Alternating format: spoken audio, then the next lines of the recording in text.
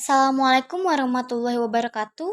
Perkenalkan, nama saya Natalia Trianula Jija dari kelas 11 MIA 1. Di sini saya mau menjelasin mengenai fluida statis serta fluida dinamis. Di sini saya bakal ngejelasin mengenai fluida, pengertian fluida statis serta pengertian fluida dinamis. Saya juga bakal ngejelasin mengenai pengertian hukum Pascal, rumus beserta contoh soalnya, pengertian tekanan hidrostatis, rumus beserta contoh soalnya, pengertian hukum debit aliran, rumus beserta contoh soalnya, dan yang terakhir saya bakal membahas mengenai hukum kesamaan kontinuitas, rumus beserta contoh soalnya. Nah, sebelum kalian mengetahui pengertian fluida statis, alangkah baiknya kalian mengetahui pengertian fluida. Nah, kalian tahu nggak nih ya pengertian fluida itu apa? Pengertian fluida ialah suatu zat yang dapat mengalir dan memberikan sedikit hambatan terhadap perubahan bentuk ketika mengalami tekanan. Zat yang termasuk ke dalam fluida itu yaitu zat cair dan zat padat. Nah, fluida sendiri dibagi menjadi dua, yaitu fluida statis serta fluida dinamis. Nah, di sini kita bakal ngebahas pengertian fluida statis dulu ya. Pengertian fluida statis yaitu zat fluida yang dalam kondisi tidak bergerak atau bergerak namun tidak dapat perbedaan kecepatan di antara partikelnya. Fluida statis sering juga disebut dengan hidrostatis. Fenomena yang menjelaskan fluida statis antara lain kenaikan tekanan air pada kedalaman tertentu hingga perubahan tekanan atmosfer. Nah, di sini saya mau menjelaskan mengenai hukum Pascal. Pengertian hukum Pascal sendiri ialah tekanan yang diberikan kepada fluida diam yang memenuhi sebuah ruangan diteruskan oleh fluida itu ke segala arah sama besar. Buat rumusnya itu P1 sama dengan P2, F1 per A1 sama dengan F2 per A2. Buat keterangannya, F yaitu gaya, A itu luas penampangan. Nah, buat penerapan hukum Pascal di kehidupan sehari-hari itu ada 4, yaitu dongkrak hidrolik, pengepres hidrolik, rem hidrolik, serta mesin pengangkat mobil. Nah, kita lanjut ke tekanan hidrostatis atau pH.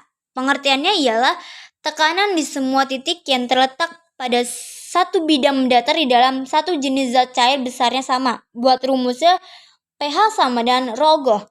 Buat keterangannya, pH berarti tekanan hidrostatis, Rho itu massa jenis, H itu tinggi cairan atau kedalaman, serta G itu gravitasi. Buat penerapannya di kehidupan sehari-hari yaitu ketika kalian menyelam di laut atau kolam. Nah, kita akan merasakan tekanan hidrostatis yang semakin besar jika kita menyelam semakin dalam. Nah, kita sekarang lanjut nih ke pengertian fluida dinamis. Pengertian fluida dinamis itu fluida atau cairan dan gas yang alirannya bergerak secara ideal atau memiliki kecepatan konstan. Dengan kata lain, alirannya nggak mengalami perubahan terhadap waktu. Selain itu, alirannya juga nggak mengalami turbulent. Sifat-sifat fluida dinamis itu ada 4. Yang satu itu aliran lamiran, yang kedua kecepatannya tetap, yang ketiga tidak mampet, dan yang terakhir itu tidak kental. Nah, sekarang kita ke hukum debit aliran.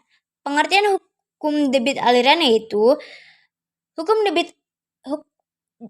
debit aliran ialah besaran yang menyatakan volume fluida yang mengalir melalui suatu penampangan dalam waktu tertentu. Untuk rumusnya itu Q sama dengan V per T. Buat keterangannya, Q itu debit aliran, V itu volume fluida, dan T itu adalah waktu. Untuk penerapannya di kehidupan sehari-hari itu dapat menentukan besaran curah hujan dan menentukan besaran aliran air sungai. Sekarang kita ke persamaan kontinuitas. Buat pengertiannya, persamaan kontinuitas merupakan debit fluida yang memiliki pipa sama dengan debit fluida yang keluar dari pipa. Buat rumusnya itu Q1 sama dengan Q2. A1 dikali V1 sama dengan A1 kali V2. A1 dikali V1 sama dengan A2 dikali V2. Buat keterangannya itu A itu luas penampangan, V itu kecepatan. Kita masuk ke contoh soal yang hukum Pascal. Soal nomor pertama yaitu perbandingan luas penampang kecil dan besar pada Gempa hidrolik adalah 1/100. Sebuah mobil yang masanya 400 kg diletakkan pada piston yang berpenampang besar. Tentukan gaya yang harus diberikan pada piston penampang kecil agar mobil tersebut dapat terangkat. Nah, di sini yang diketahui itu A1 sama dengan A2. Nilainya itu berarti nilai A1 dan A2 itu berarti 1/100. Nah, untuk F2-nya itu kan di sini kg ya dia. Di soal itu dia kg. Nah, kita ubah ke bentuk Newton dengan cara 400 dikali 10. Jadinya 4000 Newton. Nah, ditanya di sini F1. Kita masukin rumusnya. Rumusnya itu F1 per F2 sama dengan A1 per A2. Nah, di sini F1-nya kan yang ditanya. Jadi yang kita masukin itu F2-nya yaitu 4000 sama dengan 1/100 itu A1 dan A2-nya. Nah, kita kali silang nih. F1 dikali 100. Maaf. Maksudnya 4000 dikali 1 dibagi F1 dikali 100 sama dengan 40.000 Newton. Jadi gaya yang diperlukan itu sebesar 40 Newton. Nah, buat soal yang kedua itu luas penampang dongkrak hidrolik masing-masing 0,04 meter pangkat 2 dan 0,10 meter pangkat 2. Jika gaya masuknya 5 Newton, maka gaya yang dikeluarkan maksimumnya adalah yang diketahui itu A1-nya itu 0,04 meter pangkat 2, A2-nya itu 0,10 meter pangkat 2, dan untuk F1-nya itu 5. Nah, yang diketahui di sini tuh F2-nya. Kita masukin rumusnya kayak tadi, F1 per F2 sama dengan A1 dibagi A2. F1-nya di sini 5, F2-nya itu yang ditanya, A1-nya itu 0,04, A2-nya itu 0,10. Nah, kita kali silang nih, 5 kali 0,10 dibagi F2 dikali 0,04. Jadi hasilnya itu 12,5 Newton. Nah, sekarang kita masuk ke hukum tekanan hidrostatis. Di sini ada soal berbunyi, seorang penyelam menyelam dengan kedalaman 3 meter. Massa jenis airnya itu 1000 kg per M pangkat 3. Dan konstanta gravitasi pada tempat tersebut adalah 10 N per kg. Besar tekanan hidrostatisnya adalah, yang diketahui di sini rho airnya itu adalah 1000, H-nya itu 3 meter, dan gravitasinya itu adalah 10. Yang ditanya berarti pH atau tekanan hidrostatis ya. Nah, di sini kita masukin rumusnya yaitu pH sama dengan rho dikali G dikali H sama dengan, kita masukin angkanya, rho-nya 1000 dikali 10 gravitasinya dikali 3 untuk H-nya. 1000 dikali 10 kali 3 itu sama 3000 Pascal. Nah, jadi untuk besar tekanan hidrostatisnya itu sama dengan 30.000 Pascal. Nah, untuk soal kedua itu, tekanan hidrostatis terhadap A sebesar 8.000 N per M pangkat 2 dan tekanan hidrostatis B sebesar 6.400 N per M2. Jika massa jenis air 1000 kg per M pangkat 2 dan percepatan gravitasi 10 M per S pangkat 2, selisih kedalaman A dan B adalah, kita masukin angka-angkanya ya. PHA-nya tadi tuh 8.000 N per M2, PHB-nya 6.400 N per M2, rho airnya itu 1000 kg per M3, dan gravitasinya itu 10 M per S. Yang ditanya tuh selisih kedalamannya. Kita masukin rumusnya yaitu PHA dikurang PHB sama dengan rho GHA dikurang rho GHB. Kita masukin angkanya, untuk PHA-nya itu 8.000 dan untuk PHB-nya itu 6.400. Nah, rho A-nya ini 1000, untuk gravitasinya 10, HA-nya itu belum diketahui, dikurang rho B-nya itu 1000, gravitasinya 10, HB-nya belum diketahui. Nah, untuk 8.000 dikurang 6.400 itu sama dengan 1.600. Nah, berhubung ini angkanya sama, jadi kita pakai salah satu aja ya. Jadi untuk hasil HA dikurang HB itu sama dengan 1600 dibagi 1000 dibagi 10.000. Hasilnya itu 0,16 meter. Nah, sekarang kita lanjut ke hukum debit aliran.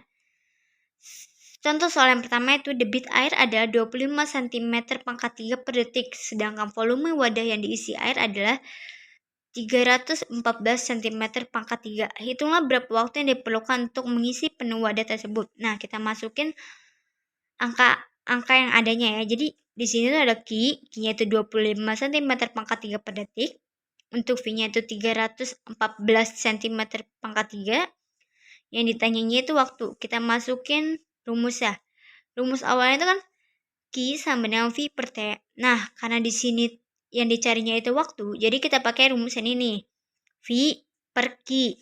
V-nya itu 314 per dibagi Q-nya yaitu 25, jadi 12,56 second. Itu waktu yang ditempuh buat ngisi wadah tersebut. Nah, kita masuk ke soal nomor 2, yaitu debit air 6 meter pangkat 3 per detik mengalir selama 1/2 menit. Volume air yang terkumpul selama 1/2 menit ini berapa? Kita masukin angka-angkanya. Q-nya itu ada 6 meter pangkat 3 per detik. T-nya itu 1/2 menit. Kita kan karena di sini menit kita ubah ke detik ya, dengan cara 1/2 kali 60 detik sama dengan 30 detik. Yang ditanyanya itu volume. Kita masukin rumusnya. V sama dengan Q kali T. Kita masukin angkanya. Tadi V-nya 6. Maaf. Q-nya tadi 6. V-nya tadi 30. Kita kalikan jadi 6 kali 30 sama dengan 180 meter pangkat 3. Jadi volume air yang terkumpul itu sebanyak 180 meter pangkat 3. Sekarang kita masuk ke hukum yang terakhir atau persamaan kontinuitas. Contoh soalnya yaitu suatu zat cair dialirkan melalui pipa seperti tampak pada gambar di bawah ini. Ini gambarnya ya. Jika luas penampang A1 sama dengan 10 cm pangkat 2, A2 sama dengan 4 cm pangkat 2, dan laju zat cair F2 sama dengan 4 meter per second, maka besar F1 adalah yang diketahui A1-nya 10, A2-nya 4, F2-nya 4. Nah, yang ditanya ini F1-nya. Sekarang kita masukin rumusnya. A1 kali F1 sama dengan A2 dikali F2. Kita masukin angkanya. F1 itu 10, V1-nya itu nggak ada, jadi kita tulis aja ya. A2-nya itu 4, kita masukin. F2-nya itu 4. Sekarang kita jumlah ini. 10 dikali F1, 4 kali 4 sama dengan 16. Terus sekarang kita nyari F1-nya dengan cara 16 dibagi 10 sama dengan 1,6 M per second. Sekarang kita masuk soal yang terakhir. Perhatikan gambar di bawah ini. Gambarnya ini. Jika kecepatan fluida ideal pada penampang A1 sama dengan 20 M per S, luas penampang A1 sama dengan 20 cm pangkat 3, dan luas penampang A2 sama dengan 5 cm pangkat 2, maka kecepatan fluida pada A2 adalah yang diketahui di sini. F1-nya itu 20, A1-nya 20 ini nih. Luas penampangnya 20 M per S, A1-nya 20. Maaf. Kecepatan fluida ideal pada penumpang A1-nya itu 20 M per S. Luas penampangnya itu 20 cm yang A1-nya. Ini A2 ya. A2-nya itu 5 cm pangkat 2. Yang ditanya itu V2. Kita masukin rumusnya. A1 dikali F1 sama dengan A2 dikali F2. Kita masukin angkanya. Di sini A1 sama dengan 20, F1-nya 20, jadi 20 kali 20 sama dengan 400. Di sini A2-nya itu 5, F2-nya itu tidak diketahui, jadi kita tulis saja nih, dikali 5 kali F2. Terus, cara mencari F2-nya sama dengan kita bagi nih, jadi 400 dibagi 5 sama dengan 80 meter per second. Nah, sekian penjelasan dari saya. Kurang lebihnya mohon dimaafkan. Wassalamualaikum warahmatullahi wabarakatuh.